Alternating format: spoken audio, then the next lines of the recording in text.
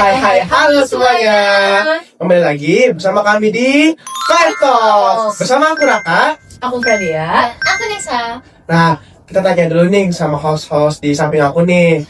Gimana nih Nes dan juga Fradia kabarnya? Apakah masih aman-aman aja nih sekolahnya atau kegiatannya?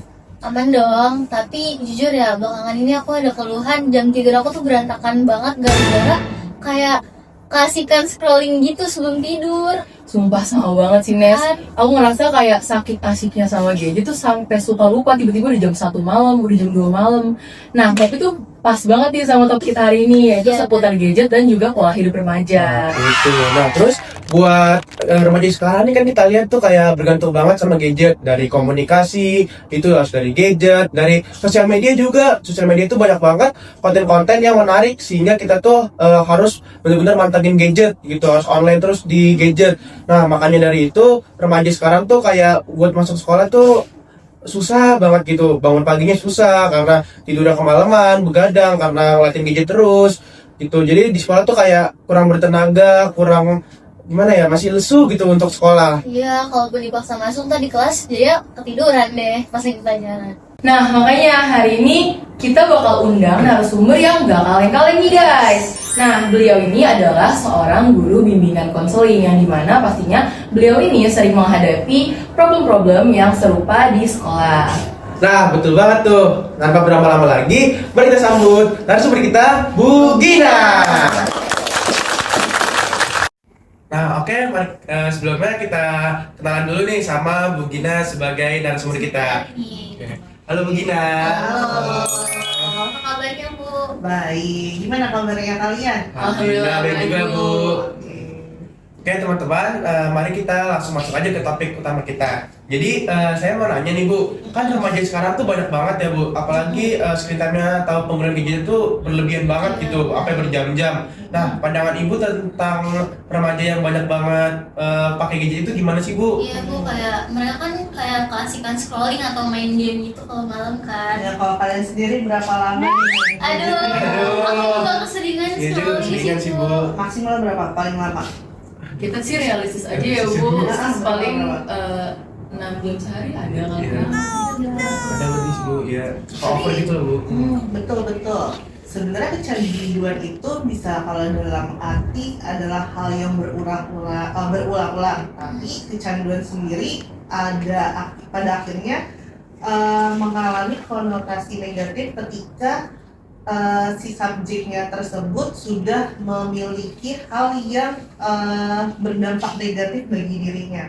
Nah, sebenarnya kecanduan gadget, kecanduan mungkin kecanduan hal-hal yang lain sebenarnya sama-sama aja, karena hal-hal yang berulang, terutama gadget, dampaknya itu terasa banget untuk usia-usia remaja seperti kalian, terutama di era kalian kan yang udah semuanya hal-hal ada di handphone, ya kan, mau nanyain teman, mau lihat jadwal film, hal-hal semuanya ada di sana. Dampaknya itu sebenarnya ada yang langsung ke fisik dan ada juga ke psikologis, gitu. Jadi kalau misalkan akhir-akhir ini usia-usia remaja kalian ini merasa beberapa hal, terutama bagian kita nih ketemu nih seusia kalian, terus kadang-kadang suara terlambat gara-gara kalau dia nggak bisa Iya. Ya, betul banget Bu. terus apalagi ya suka kalau nggak megang handphone rasanya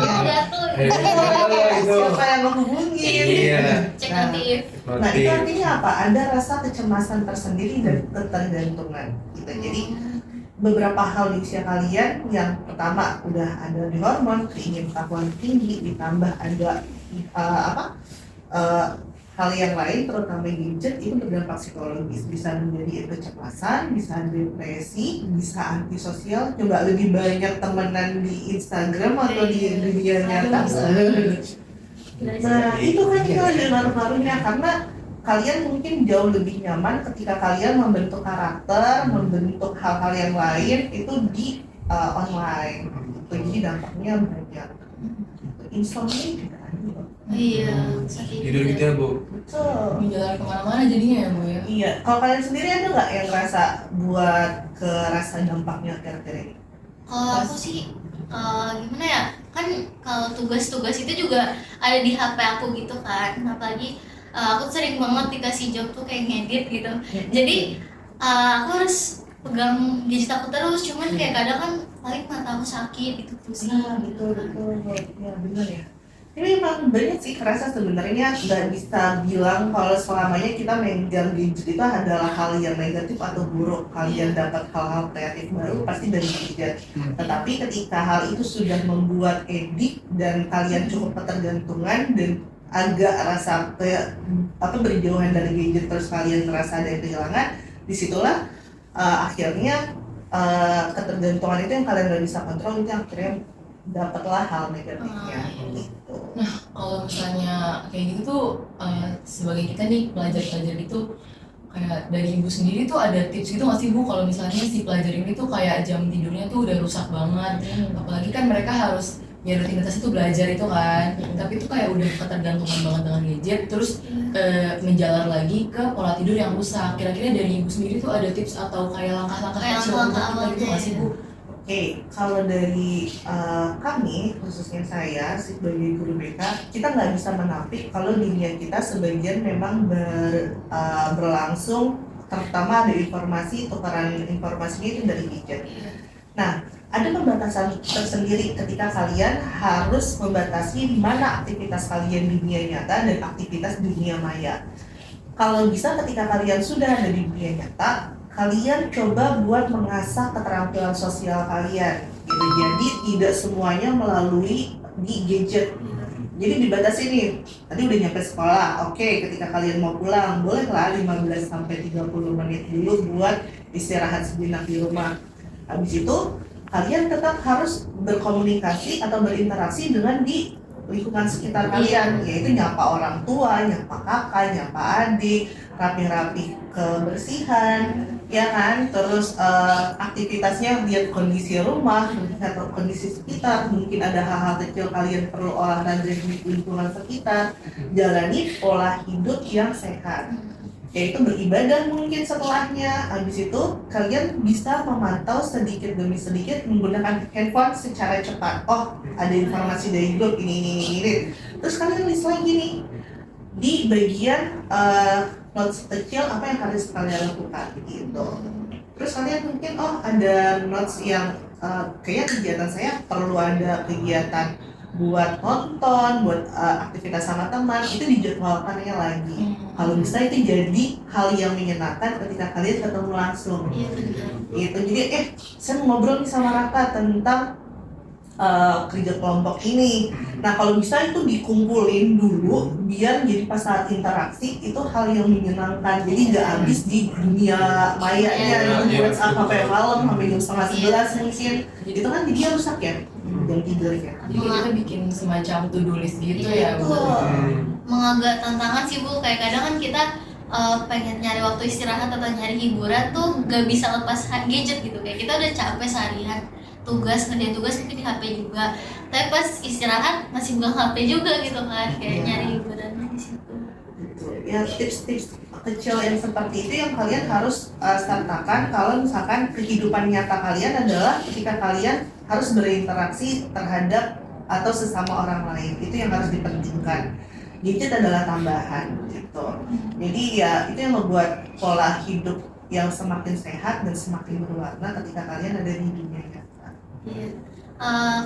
Kalau misalkan selama Ibu jadi guru BK nih Bu, banyak gak sih Bu kasus orang nggak hadir, bilangnya tuh mungkin sakit atau izin atau apa, tapi ternyata setelah ditelusuri itu dia karena tidur kemalaman jadi bangun kesiangan. Nah itu bisa aja karena screen time dia di malam hari itu masih Bu. Betul, ada beberapa anak yang akhirnya apalagi pasca COVID, jadi kan kalian COVID kan kayak semuanya harus ada aktivitas di dalam rumah, terus hal satu-satunya adalah lewat gadget. Nah, pas prosesi transisi pindah dari masa COVID ke sekolah, itu banyak banget anak-anak yang yang susah banget buat menstabilkan lagi, betul, beradaptasi lagi ke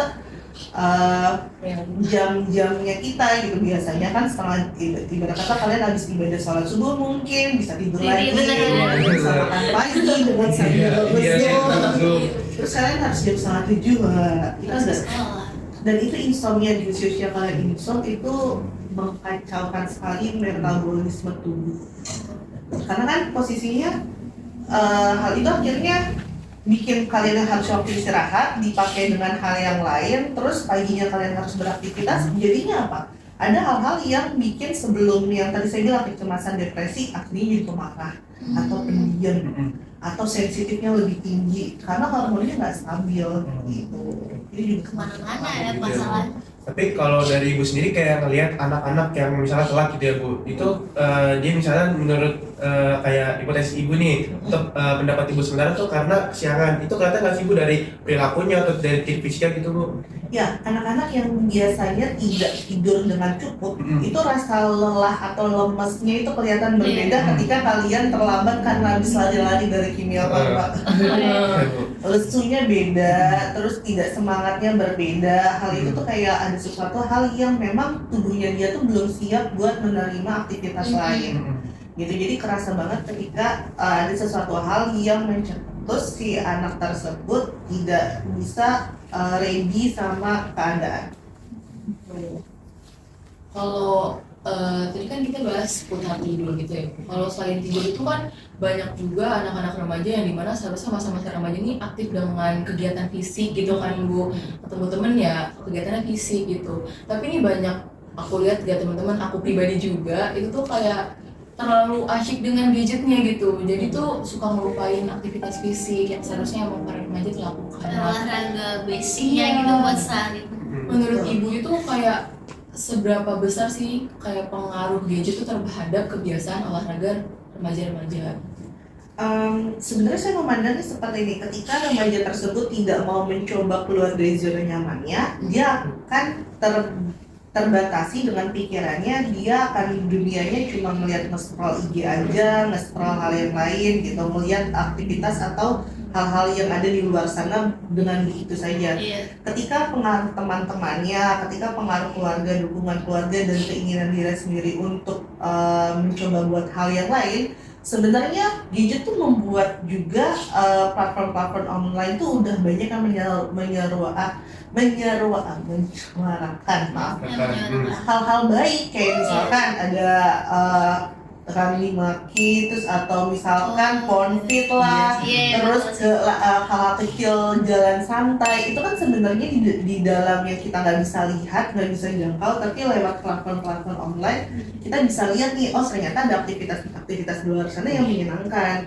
Nah, hal ini sebenarnya bisa dijadiin hal-hal baru buat seusia kalian, buat remaja, kita ke velodrome yuk, kita ke game kayak gitu. Dengan hal-hal kayak gitu kita ketemu orang lain yang baru, itu akan menumbuhkan rasa keinginan kalau misalkan di dunia lain juga menarik. Jadi saya nggak selamanya sih menyalahkan kecenderungan gadget itu harus yang negatif, tetapi ketika kita kontrol, kita yang mencoba buat mengaktifkan keinginan kita buat nggak males, nggak mager, itu bisa jadi hal yang baik buat sesuatu hal yang di luar lebih dari yang kita pengen. Sekarang lagi ngetren juga ya lari-lari di velodrome. Iya, lari culture gitu. Lari culture. Kan bisa ngajakin temennya. Iya. Siapa nih? Raffi, hari Minggu ngapain? Bisa kan juga ya? Bisa. Nah, Gitu. tapi kan banyak banget yang kayak bilang aku nggak bisa lepas dari gadget karena teman-teman aku juga kayak gitu. Itu berarti kan lingkungan berdampak banget ya bu. Gimana caranya kita bisa ngajak lingkungan kita juga buat sama-sama berhenti? Oke, kalau menurut saya dukungan yang tadi mau dukungan lingkungan keluarga, lingkungan teman sekitar, kenapa kita harus selalu megang gadget? Pertama, karena kita ngerasa safety nih.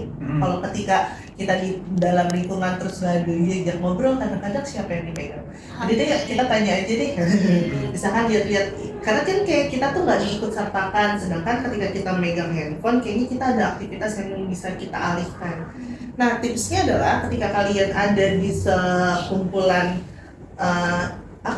di sekelompok tempat atau di situasi, kalian coba buat berbaur. tingkatin keterampilan sosial kalian.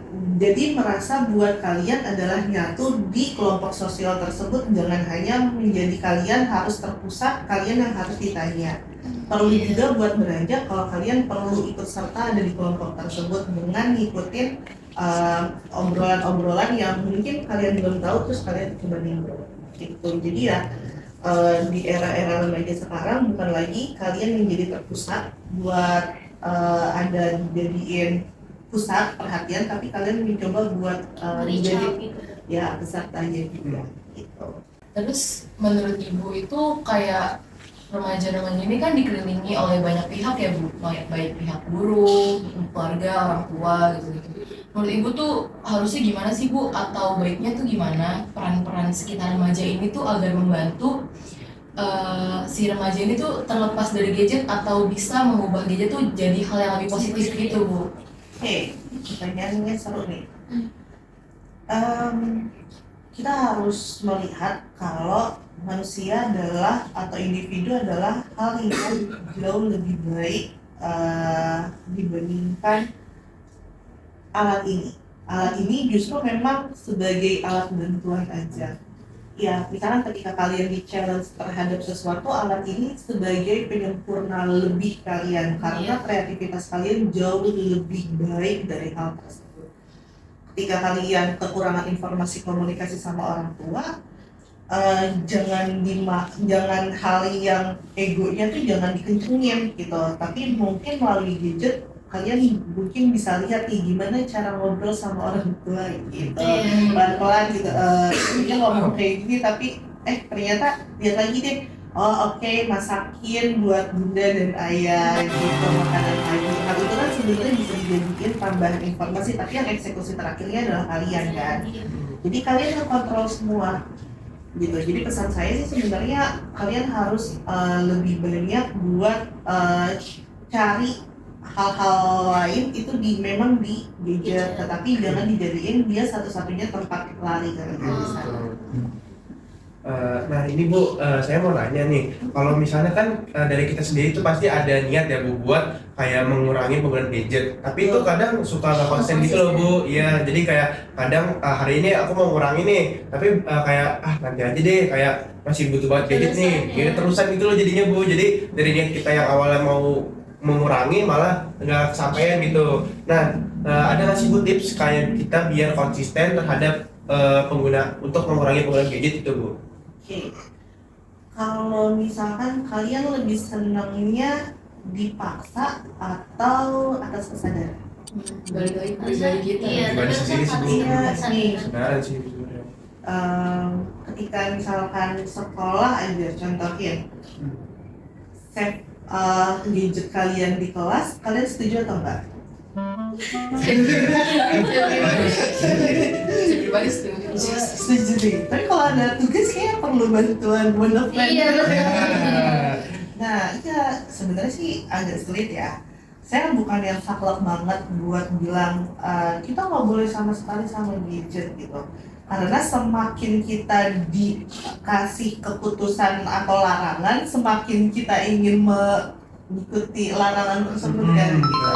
Nah, tipsnya mungkin kalian yang mencoba buat jaga jarak. Jaga jarak tuh bahasanya tuh. Iya, mungkin pelan-pelan yang tadinya biasanya taruh di tangan, taruhnya di kantong. Kalau udah biasa taruh di kantong, taruh di tas yang aman. Kalau misalkan udah di rumah, biasanya kemana-mana bawa handphone ngobrol sama orang tua atau sama adik, kalian save dulu di tempat di atas dekat TV mungkin atau di kamar. Terus itu yang mungkin kalian jadi jarakin buat nggak apa-apa langsung lihat gadget kalian gitu. Jadi karena kalau dipaksa itu ada hal yang sesuatu tidak menyenangkan buat kalian, tumbuhin kesadaran sedikit demi sedikit bahwa kalian ungkapin ke diri kalian kalau misalkan nggak tanpa gadget 5 menit it's okay, nggak kenapa-napa. Kalian ke dapur nggak bawa gadget it's okay, nggak apa-apa, nggak ada apa-apa gitu. Oh ternyata nggak ngehubungin, itu nggak apa-apa gitu. Jadi tips saya sih sedikit demi sedikit buat mempercayakan gadget di tempat yang aman, dan kalian coba buat membaur dengan dunia sekitar. Terakhir Bu, sebagai pertanyaan penutup dari kami, ada nggak sih Bu pesan-pesan buat nyemangatin remaja-remaja di luar sana yang mau berjuang buat ngebatasin penggunaan gadget ini Bu? Ya, pesan saya sih sebenarnya gadget bukan hal yang penting tapi tidak terpenting gitu. Dunia kalian tuh lebih menarik ya, dunia kalian sekitar tuh lebih menarik daripada yang ada di dunia luar. Dunia luar mungkin pencapaian orang tuh ada minimal barrier-nya harus kayak gimana gitu. Tetapi ternyata dunia kalian tuh jauh lebih menarik. Ciptakan dunia kalian sendiri dan ciptakan cerita kalian sendiri, karena bahagia itu adalah sederhana. Jadi terima kasih banyak kepada Bu Gina selaku narasumber kami. Terima kasih banyak atas waktu dan juga nasihat yang sangat amat berharga pada kesempatan kali ini. Nah, jadi teman-teman, tadi yang dibilangin Bu Gina sama topik pembicaraan kita kali ini tuh sangat amat relate banget sama kehidupan kita tuh remaja ya kan ya. Jadi emang pada intinya tuh sebenarnya permasalahannya tuh ada di diri kita sendiri. Kita tuh harus tanamkan di dalam diri kita sendiri bahwa gadget tuh nggak selamanya tuh berpengaruh, nggak selamanya tuh kehidupan kita tuh gadget doang gitu. Masih banyak hal-hal yang perlu kita explore, masih banyak hal-hal seru lainnya selain gadget. Oke, dan untuk selanjutnya harapan kita setelah adanya podcast ini, teman-teman itu bisa mengambil sisi baiknya, sisi positifnya dari podcast ini. Jadi teman-teman tuh bisa seenggaknya berusaha lah untuk mengurangi penggunaan gadget. Seperti yang kita udah tahu bahwa tadi dampak gadget itu lebih banyak ke negatifnya gitu. Walaupun memang dari sisi positifnya juga banyak juga, tapi kan secara nggak langsung atau secara teman-teman nggak sadari bahwa gadget itu tuh juga bisa mempengaruhi kebiasaan kita, dari kita yang lebih malas, kita lebih susah untuk bugar pada pagi hari gitu. Jadi aku harap dan kita semua harap kalian sebagai penonton podcast ini tuh bisa mengurangi penggunaan gadget ya teman-teman. Oke, makasih sekali lagi, makasih buat Bu Gina dan makasih buat penonton, buat kalian semua yang udah nonton podcast ini. Sampai jumpa di sesi podcast Pep Talk selanjutnya. Dadah.